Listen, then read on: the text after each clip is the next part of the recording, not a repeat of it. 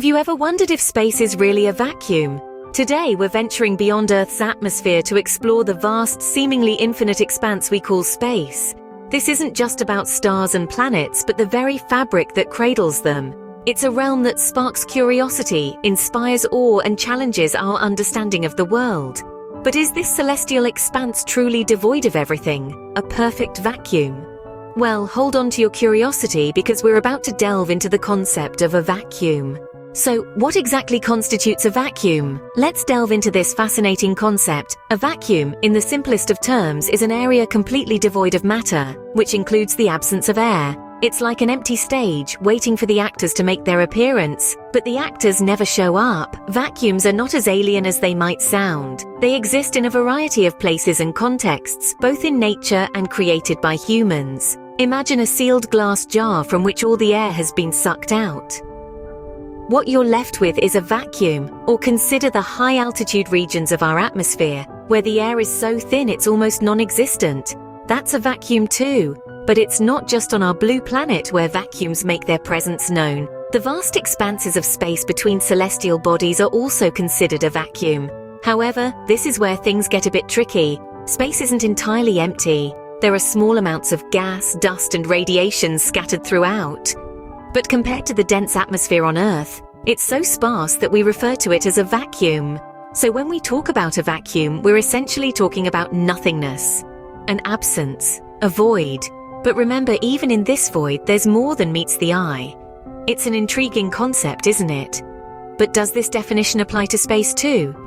Let's explore further in our next segment. Many of us have grown up learning that space is a perfect vacuum, but is that really the case? Let's dive right into it. While it's true that space is mostly empty, it's not completely devoid of matter. The idea of a perfect vacuum, a region with absolutely zero particles, is more of a theoretical concept than a practical reality. Even the vast expanses of interstellar space, which seem incredibly empty, contain a smattering of particles here and there. Consider cosmic dust, tiny particles that are remnants from the birth of stars and planets. They're scattered across the universe, floating around even in the seemingly void expanses. Then there's solar wind, a stream of charged particles that the sun constantly emits. These particles travel across the solar system, filling it with a very thin, hot gas.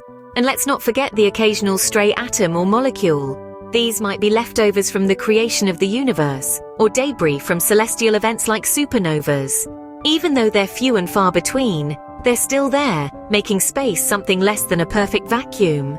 There are also fields that exist in space, electromagnetic fields, gravitational fields, and so on. These aren't particles, but they do take up space in the universe. And then there's dark matter and dark energy, mysterious entities that we're still trying to understand. They're thought to make up most of the universe, yet we can't see them or directly detect them. But they're there, adding to the stuff that fills up space. So when we say space, we're really talking about a very, very low-pressure environment with a smattering of particles and fields. It's not a perfect vacuum, but it's as close as we get in the universe.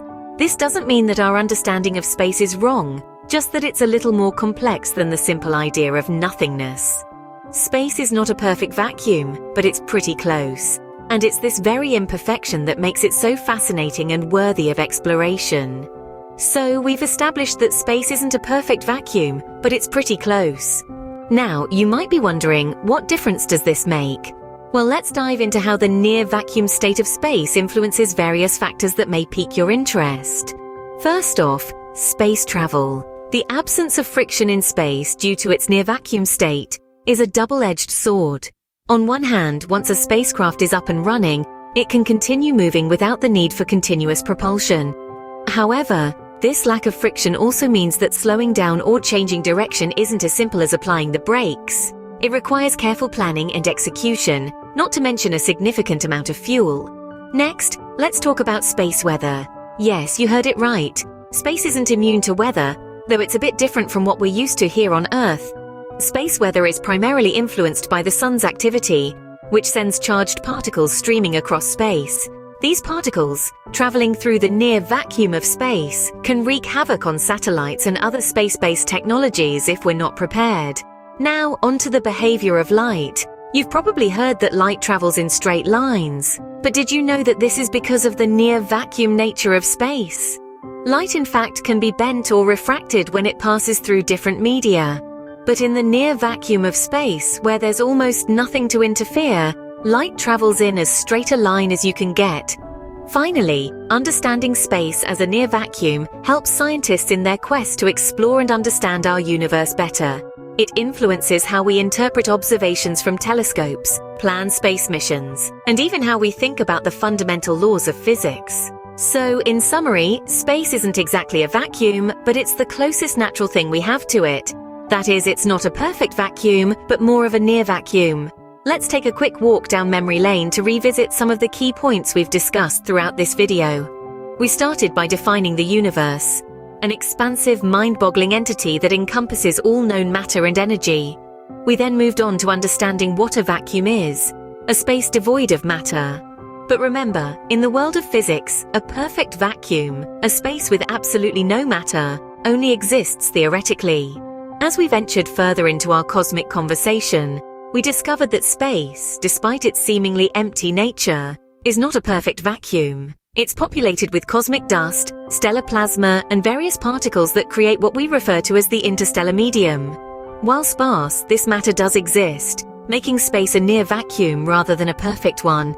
We also delved into the implications of this near vacuum state.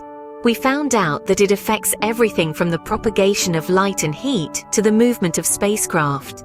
It's a fundamental aspect of our universe that influences how we observe and interact with the cosmos. So the next time you gaze up at the night sky, remember, you're looking at the universe's biggest near vacuum. If you enjoyed this journey through space, give this video a thumbs up. We welcome you to join our community of space enthusiasts. It's as vast as the cosmos itself. Feel free to share this video with anyone who might find it fascinating. Don't forget to subscribe to our channel for more thrilling explorations. Got any thoughts or queries about today's topic? Is space really a vacuum? We'd love to hear. Remember, every like, share, and subscribe helps us bring more of the universe to you. Until next time, keep looking up.